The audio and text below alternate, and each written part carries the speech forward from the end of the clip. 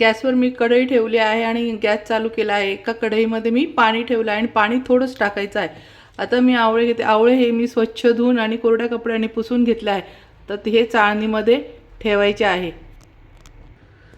चाळणीवरती आवळे ठेवले आहे आणि त्यावर झाकण ठेवायचे आहे।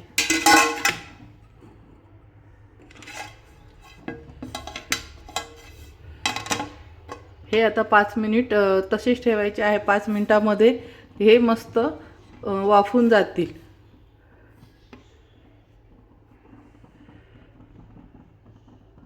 तर मग आता 5 मिनिट झाले, आवळे शिजले की नाही बघूया। आवळे आता गरम आहे। आता हे थंड होऊ द्यायचे आहे। थंड झाल्यानंतर याच्यातल्या बिया काढून घेऊया आपण। आता हे 5 मिनिट, आता अजून 10-15 मिनिटं थंड होऊन जाऊ दे। आवळे पूर्ण थंड होऊन जाऊ द्यायचे आहे। त्यानंतर आपण यातल्या बिया काढून घेऊया। हे आता फार गरम आहे। हे पूर्णपणे गार होऊ द्यायचं आहे, नाहीतर आपण जेव्हा जेली करतो त्यावेळेस पाणी सुटतं। हे अशा पद्धतीने आवळे थोडे वाफून आणि त्यातल्या सगळ्या बिया ह्या अशा काढून घेतलेल्या आहे आणि अशा याच्या पाकळ्या मोकळ्या करून आता मिक्सरला बारीक करून घेते पेस्ट। पद्धतीने आवळा मी मिक्सरला बारीक करून घेतलेला आहे। मध्ये मी तूप टाकला आहे। आता याच्यामध्ये मी जो आवळा मिक्सरला बारीक करून घेतला आहे पेस्ट तो टाकून घेते।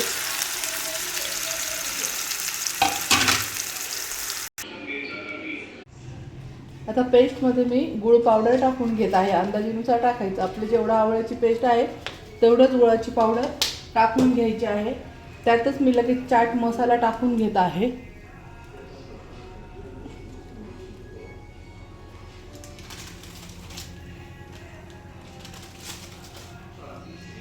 चाट मसाल्याने टेस्ट खूप छान येते, गोड आंबट। आता एकजीव करून घ्यायचा आहे।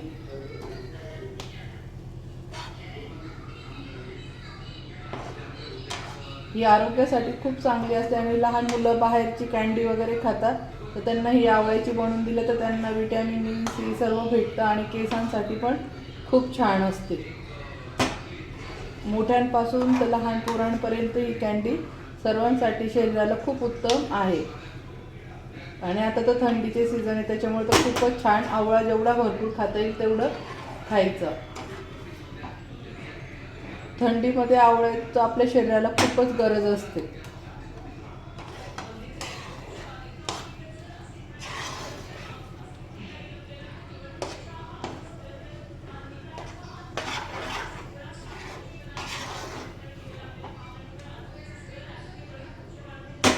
लहान मुलांना मोठ्यांना साखरेची कँडी देण्याऐवजी गुळाची द्यायची। गुळाने वेट पण वाढत नाही आणि शरीराला पण चांगली असते। हे शुगरवाल्यांसाठी पण चालणारी आहे। ज्यांना शुगर आहे त्यांच्यासाठी तर एकदम बेस्ट आहे।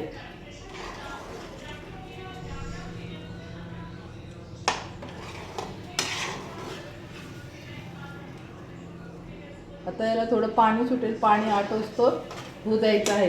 तोपर्यंत मी इथे कॉर्नफ्लॉवर घेतला आहे। कॉर्नफ्लॉवरमध्ये थोडं पाणी टाकून आणि असं कालवून ठेवलेलं आहे। जेव्हा हे शिजतील त्यामध्ये आपण कॉर्नफ्लॉवर टाकून घ्यायचं आहे।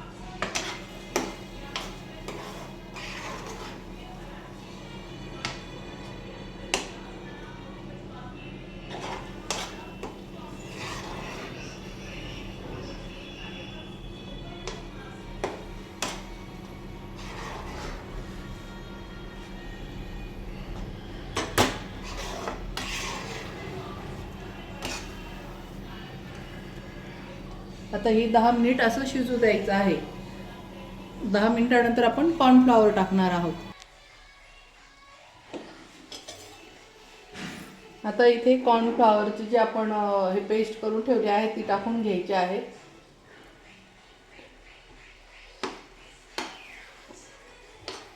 कालवत कालवत टाकायची आहे, एकखटी टाकायची नाही।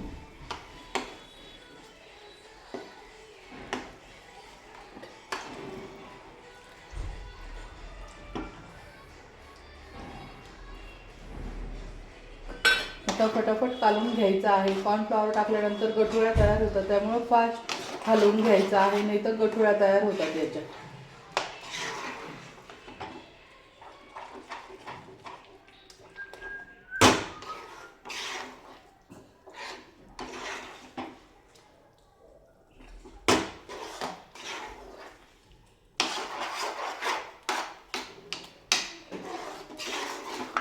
कॉर्नफ्लॉवर हे चिकटपणा येण्यासाठी, कँडीला लवचिकपणा येतो, जसं आपण बाहेरच्या रेडीमेड खातो सेम तशा तयार बनतात. त्याच्यात पण कॉर्नफ्लॉवर टाकावंच लागतं.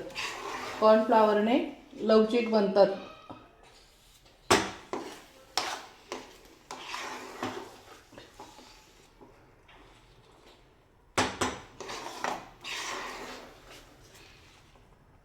जोपर्यंत पॅनला हे पेस्ट सोटत नाही तोपर्यंत हे बनवतच राहायचं.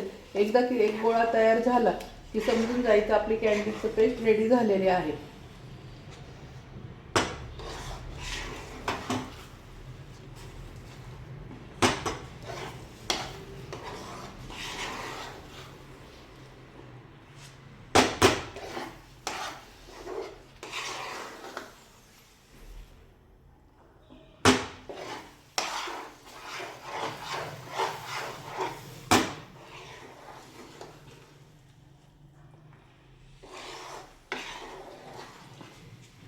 आता हे जोपर्यंत पॅनला सुटत नाही, गोळा तयार होत नाही तोपर्यंत शिजू द्यायचं आहे.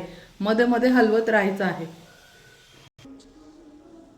इथे मी थोड्या गुलाबाच्या पाकळ्या टाकून घेत आहे. असेल तर टाकायचं किंवा नाही टाकलं तरी स्किप केलं तरी चालेल.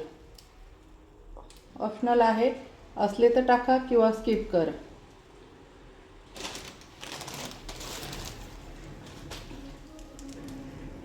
पण गुलाबाच्या पाकळ्यांनी छान टेस्ट लागते त्याची पण. आणि स्किनसाठी गुलाबाच्या पाकळ्या खूपच चांगल्या असतात. आवळा हा केसांसाठी, त्याच्यासाठी सगळ्याच शरीराच्या आरोग्यासाठी छान असतो. आणि गुलाब पाकळ्या पण आपल्या स्किनसाठी खूप चांगल्या असतात. तर त्या अशाच्या निमित्ताने पोटात जातात.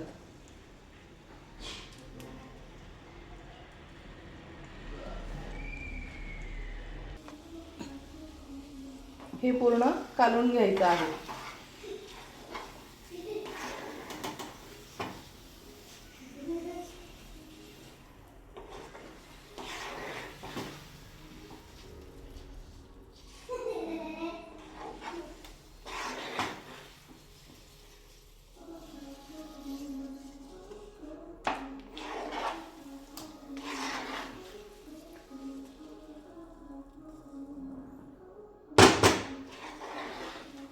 आता हे शिजतंय तोपर्यंत आपण ताटाला तूप लावून घेऊया.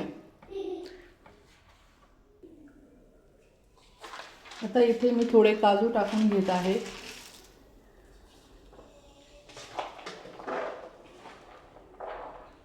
आणि थोडी टुटी फ्रुटी टाकून घेत आहे, चेरी.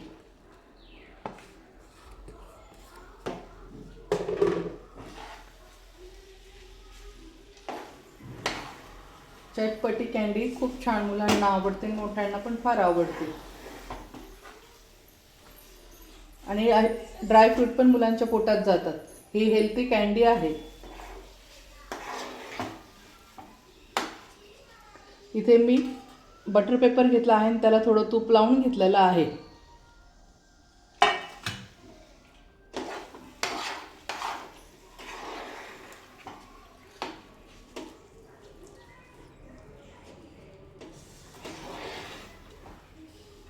आता पुन्हा 5 मिनिटं शिजू द्यायचं आहे.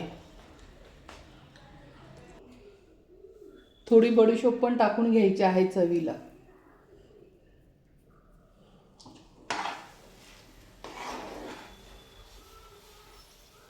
जेव्हा बडीशोप दाताखाली येते तेव्हा खूप छान लागते.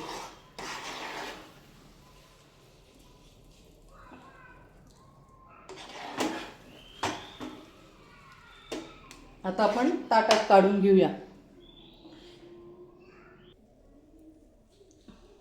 आता आपण ताटामध्ये ओतून घेऊया.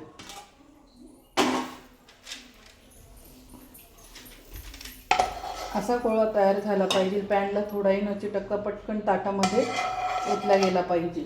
तेव्हा परफेक्ट झालं समजायचं आपला आवळा कँडी.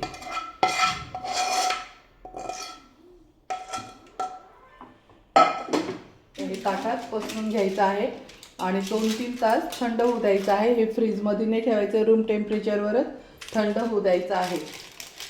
त्यानंतर ओढ्या करून घ्यायच्या.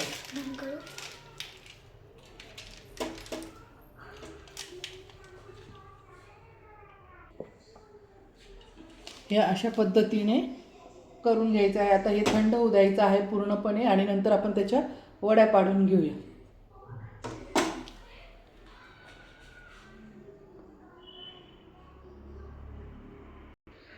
अशा पद्धतीने करून घ्यायचं आहे आणि त्याच्यानंतर वड्या पाडून घेऊ. थंड झालं का पूर्ण. आता हे 2-3 तास तसंच रूम टेम्परेचरवर ठेवायचं आहे. अशा पद्धतीने ही सर्व कँडी कापून आणि असं पिठी साखर लावून घ्यायची आहे.